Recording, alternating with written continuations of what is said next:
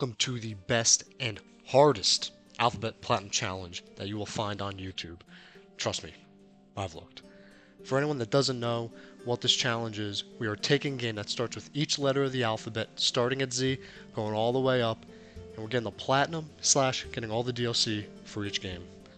So far, we've done Zombie Army 4, and have some pretty horrific games coming up, including XCOM 2, Wolfenstein 2, Evil Within, Fortnite, Hollow Knight, Outlast 2, Back 4 Blood, Black Ops 3, among multiple others. But let's get into the game of today, which is 8's, Lacromosa of Dana, which will likely be one of the most enjoyable games of this challenge for us. First things first, let's break down how we're going to tackle this platinum. Stage 1, going to play through the game on a medium, easy difficulty, get every collectible and miscellaneous trophy that we are able to. After this, go on to Stage 2, which is going to be speed running Nightmare mode, which is the hardest mode in the game. Plan on doing this, highly recommend just using a guide on your first playthrough. There's a decent amount of missable stuff. It's not easily missable, but missable enough where you'd want to know about it beforehand. But let's jump into it. We get our very first trophy to pop almost instantly, simply for beginning a new adventure. This is a very, very short prologue for us, basically just introducing some characters on a ship, big sea monster comes, ruins the ship. Our story begins like a lot of other prior 8's games, where our silent protagonist, 8's, and beef man himself, Dogi, on a boat looking for an adventure. Giant monster comes, mollywops the ship, and we wash up shore the island of Siren. We wash on shore and get our next trophy for completing the prologue. Now begins the actual game. After exploring where we washed ashore, fight some enemies, we run into our very first new party member, Laxia. She's just walking around butt-ass naked on a creepy island. To be honest, kind of seems like my type of girl. But anyway, after teaming up, move on and end up in the area that is basically going to be our home base.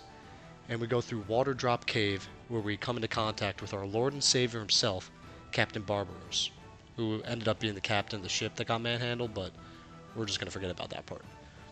We then run into our next party member, Out of Shape Sahad, and we begin planning on how we're going to get the fuck up off this island.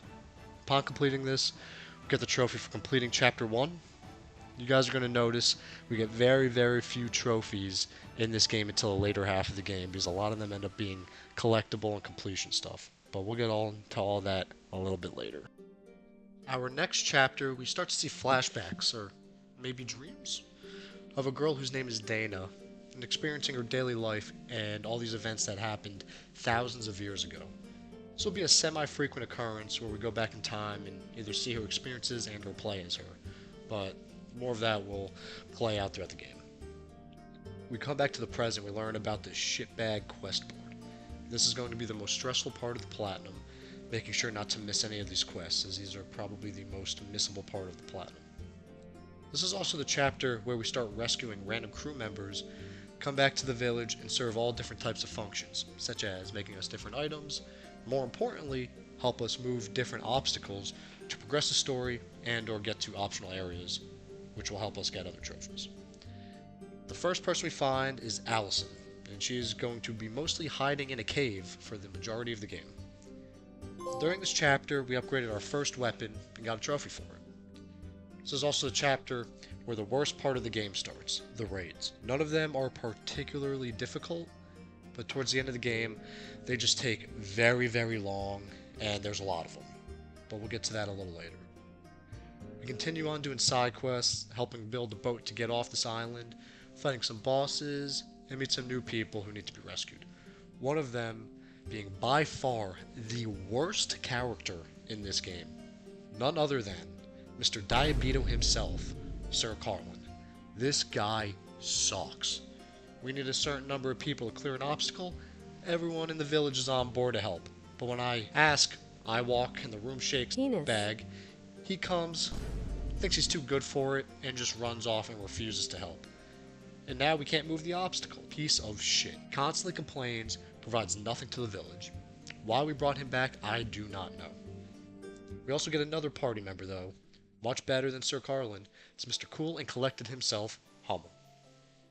Going through this chapter, we obtained the trophy for making it through the Tower Coral Forest, and then another trophy for making it through the Eroded Valley. We continue to get random raids that pop up from time to time. After randomly getting an S rank on one of them, we get a trophy for beating a raid with an S rank. Achieved an S rank in any raid. Let's go. Which is pretty nice to get that out of the way.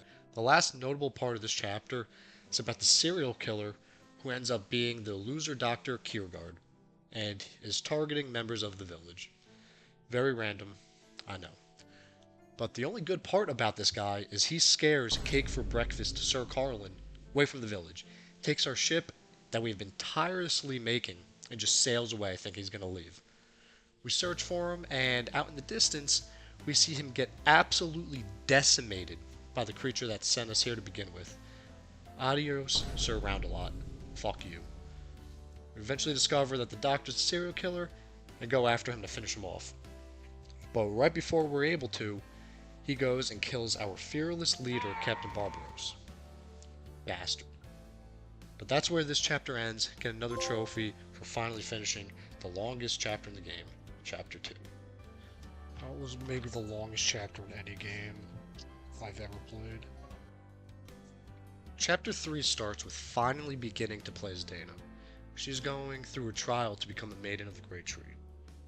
This is also where we learn that Dana can do things in the past to directly help our team in the present, like growing a ginormous tree to help us pass over gaps. We then continue moving up the mountain with Adol and Co. After climbing for what feels like an eternity, we then meet our child assassin, Rakota. She absolutely slings it, and we eventually find out that her dad is Thanatos, who has been leaving these notes all over the island. Throughout this chapter, continued getting used to the controls and killing enemies. After defeating 2,000 enemies, got a trophy to pop for that. After this, we had 2 quick trophies popping. One for performing 100 flash guards, which is essentially just blocking at the right time. We also got another trophy for performing 1,000 breaks, which you get from attacking an enemy with what their weakness is. Most importantly in this chapter, we learn about this material called orichalcum. And what this is the only thing that can kill primordials, which are the giant dinosaur assholes of the island. But we don't have any of it, so kind of shit out of luck. We do eventually find some of it in a cave, steal a bunch, and go make some new handy-dandy weapons that go smoke the shit out of the next boss. After doing this, we get another trophy to pop for completing Chapter 3. Chapter 4 starts with descending the other side of the mountain. We eventually get some more of Dana's backstory about what's going on in this ancient civilization. After some more descending, Dana placing some more of these magic trees, we finally enter the ruins of Eternia. Here we eventually meet Rakota's dad, Thanatos, who gives us even more backstory to what's been going on. During this chapter, trophy pops for exploring while playing Sahad. There's a trophy tied to each of the playable characters. Basically all we have to do is play for 5 in-game hours as a character. So I just play as one until the trophy pops, then move on to the next one. This chapter's pretty quick, and it ends with us finding Dana laying unconscious in a tree. So we finally meet the girl we've been continually having these dreams / flashbacks about. Chapter 4 draws to a close, and we get a trophy for completing it. Put me in the video, Mr. Editor. Ladies and gentlemen, buckle up, because we are about to go down a journey of Chapter 5, which is going to take a very, very, very long time. Chapter 5 begins with Dana sleeping, and us continuing preparations to leave this nightmare island. We continue exploring, completing more of the side quests that pop up here and there. Get a bunch of miscellaneous trophies start popping here. One trophy is for defeating 100 primordials, and we get another trophy for performing a skill finish 1,000 times, which basically just defeating an enemy using one of the skills we have. Trophy for performing 100 flash moves pops shortly after this, which is kind of just like a perfect dodge. Then we find out we have to ascend Baja Tower, not to be confused with Baja Blast, which is fun. I'm about to go to Taco Bell and get me a Baja Blast. And once we ascend this, we'll get a trophy for completing it. This place is super, super, super important, because we finally this far into the game, get double jump. Yes, you heard that right. You do not start the game with double jump. You get it towards the end of the game. And shortly after this, get another trophy to pop for traveling a total of 300 Crimele,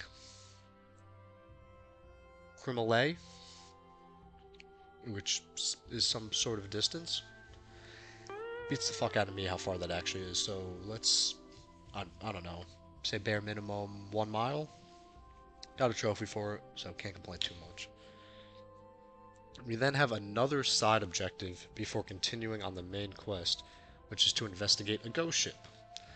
Find out what really happened to it.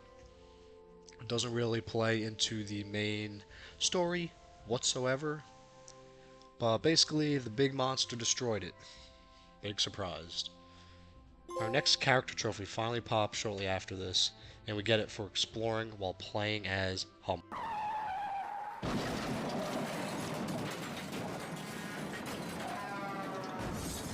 Our next objective is to find and slaughter the big ocean asshole.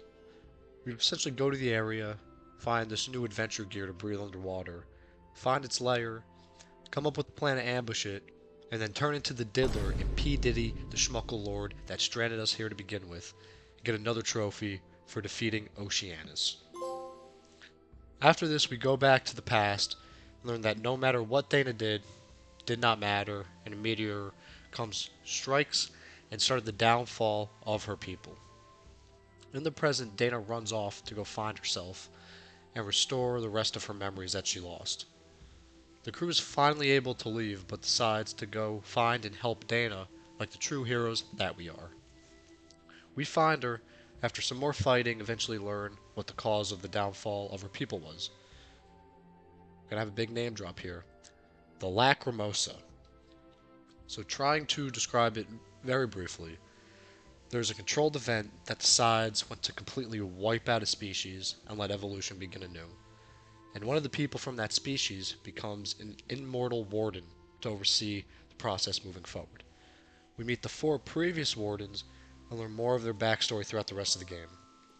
But this finally brings an end to the longest chapter by far in history of gaming, and we get our trophy for completing Chapter 5. Chapter 6 is where all the insane lore really picks up, and more importantly for all of us, where all of these trophies that we've been waiting all game for finally start popping. Basically all the trophies in the game are going to be popping during this chapter. Get the next trophy for exploring as Rakota pretty early on. Oh my god, what are we doing here, guys? Okay, can we stop for a second so I could figure out what's going on here? Then I got the trophy for owning 888 of a single item. Shortly after this, get another trophy popping for rescuing every spirit in Eternia, which are kind of just like side quests while playing in Dana in the past. After continuing to explore, trophy for achieving 100% location points pops. And then I finally found all of the scared castaways, safely brought them back to the village, which gets us another trophy for bringing them all back safely. I become an absolute beast after full enhancing all of the weapons, which gets us another trophy. And then this next trophy, super important, trophy for obtaining a reputation of 200 or more. Reputation is basically doing legit anything on the island. Quests, raids, hunts, basically everything increases it. But to get the true, and to be honest, only enjoyable ending, you need to have it at over 200. So we finally achieved that, popped the trophy. During our first playthrough, we'll get all the trophies except for one. A little later on, got the trophy for performing 100 extra skills, which you could kind of think of it as like an alt. Pretty much all the collectible trophies, playable character trophies starting to pop right after this. Got a trophy for achieving all 100% meals. While in the Wise 8, Lacromosa of Dana. kitchen, Fast, let's go! Yes, chef! after a disappointing performance on meat, Falconist. he is getting another chance, this time on the fish station. Come here, all of you! He brings that pissing over, and the big surprise is the fucking bass is fucking raw! fuck is going on? I'm gonna get through this, Chef. And after this, got the trophy for exploring as Dana. We got another collectible trophy shortly after that for achieving all 100% materials, which is either just finding them in chests or crafting them true RPG style. And then we got the trophy for exploring as 8's, which honestly I thought would come a lot sooner than that, but whatever. We next got the missable trophy for achieving 100% fish entries, which kind of blows. I don't like fishing normally, so having to fish so much in a virtual world is an absolute nightmare. But anyway, got another trophy to pop shortly after that for doing every Castaway Village quest, which is a relief because this was a huge missable part of the game. Got that, you kind of take a breather and just enjoy the rest of the game. Continuing to gift random people items gets us the trophy for achieving 100% approval rating. And finally, back to the main story. We learn about the backstories of the 4 wardens a little bit more. There's Hydra, Minos, Nestor, and Yura, who actually, without giving away a huge spoiler, was a big part of Dana's life in the past. The full story of Dana's past gets laid out that she was actually chosen to be the warden of her people and to join these other 4. And after not being able to save her civilization, she decided to kill herself instead of joining them, in hopes of joining 8's in the very distant future to help him stop the future Lacromosa. Going back to the past, prior to the shooting of herself, finally finish all of the Eternia side quests, which pops us another trophy. And finishing off the dungeon section of this part gets us the trophy for passing the final trial. I'm at the point where I'm strong enough to finally fight some of these optional bosses, one of which is Mephorash. Beating him gets us another trophy. But guess what? More collectibles. Get another collectible trophy for achieving 100% treasures, and another trophy for completing the map completely, and then another trophy for achieving max level with every skill, which is just one of the more annoying grinds in the game. Some skills in this game are absolute trash, and having to use them so much, not very fun. But after that, more collectible / completion trophies. Got the trophy for achieving 100% village fortifications, which is just using items to level up stuff to help with the raids. Honestly, not that exciting. Another mechanic to this game, which I haven't talked about yet because it's very boring, are hunts. They are the same as raids, but instead of defending against the monsters, we are going to them and attacking. Not exciting at all. Equally as easy, equally as annoying. Same level of boredom. Doing all of these got us another trophy, so we had to push through.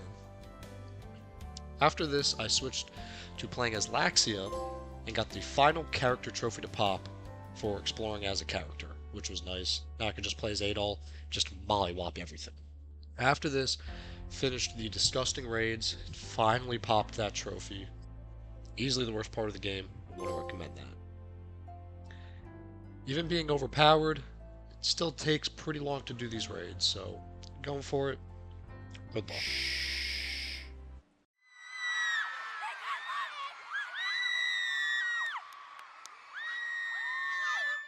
And another collectible trophy. Woohoo! Guess what this one's for? Did you guess for achieving 100% all items? Which honestly is a pretty straightforward RPG trophy, so not that unexpected. But eventually we finally get back to the main story.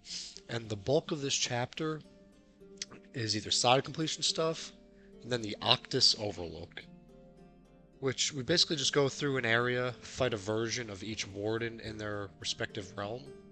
We have the Path of the Ocean Era, Path of the Frozen Era, Path of the Insectoid Era, Path of the Sky Era.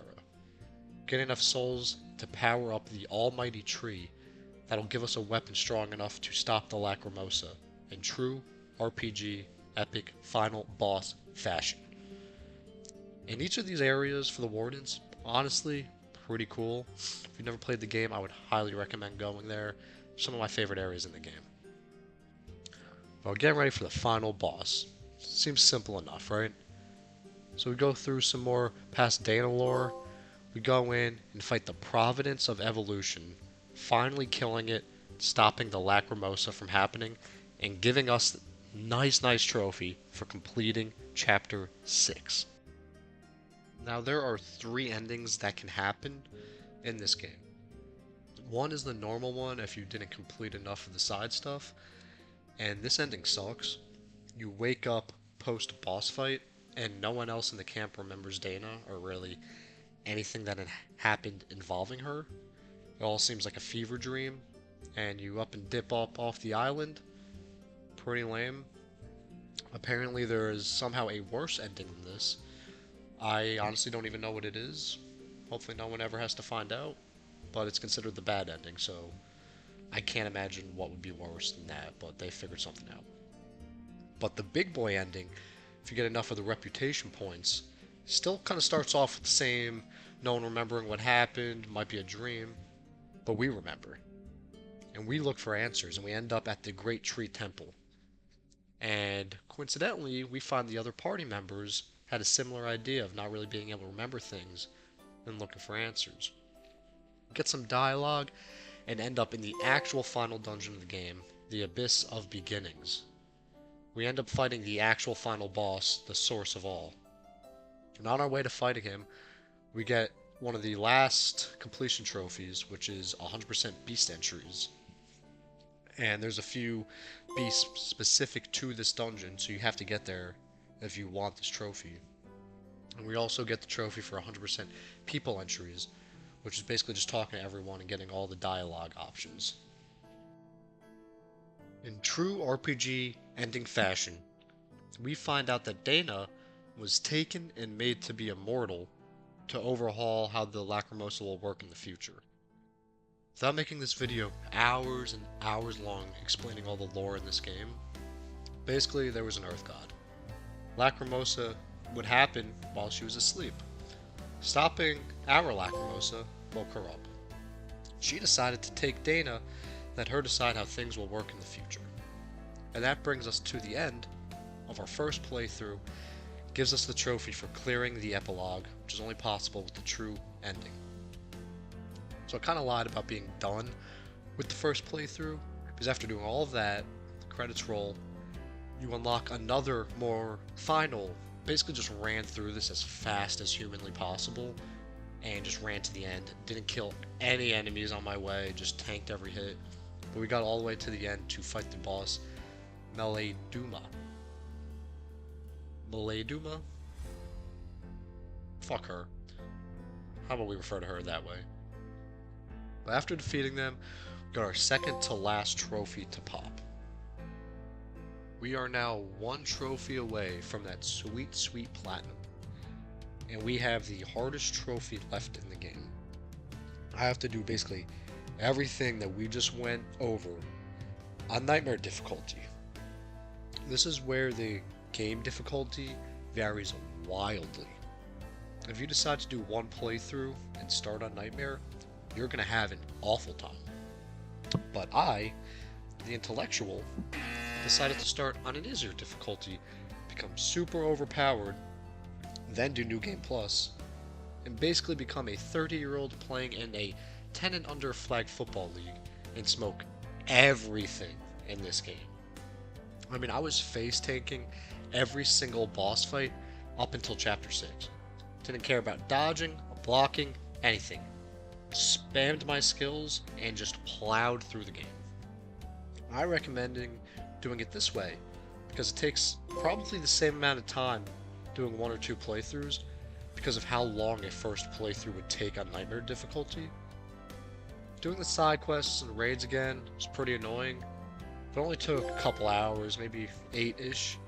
Eventually finished the game on Nightmare and got that trophy to pop, which also popped the Platinum trophy, which is Platinum number 2 done for this challenge. Now our Y game is officially done.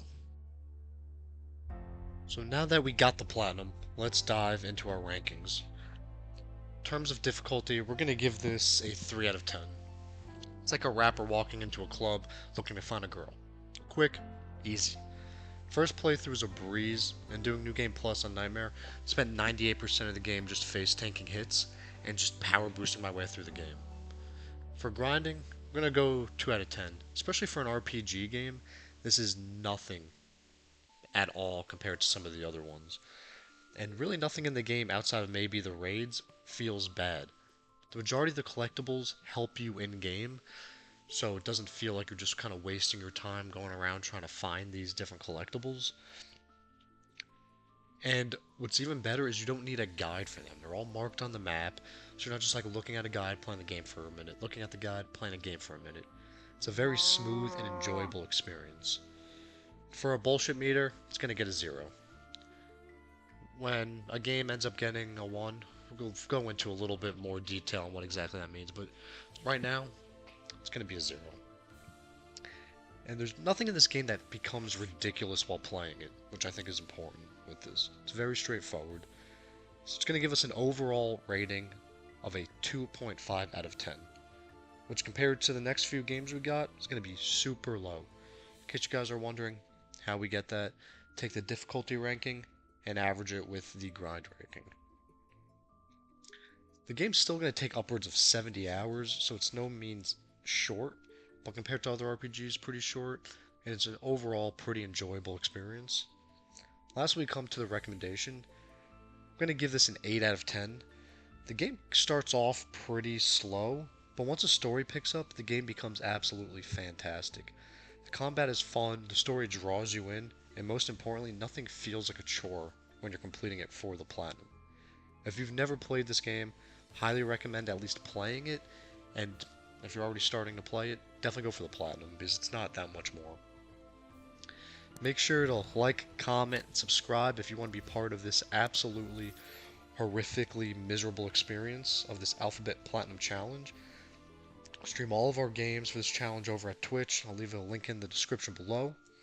And lastly, I'll leave a link for the Discord below. Have a lot of fun over there, great community. Have things like giving rolls out to people when they complete certain games. Thank you to everyone who's watching this, and I will see you guys in the next video where we tackle the hardest game I will have played up to this point, which is going to be XCOM 2. Where's the off button for this shit? I always forget where it is.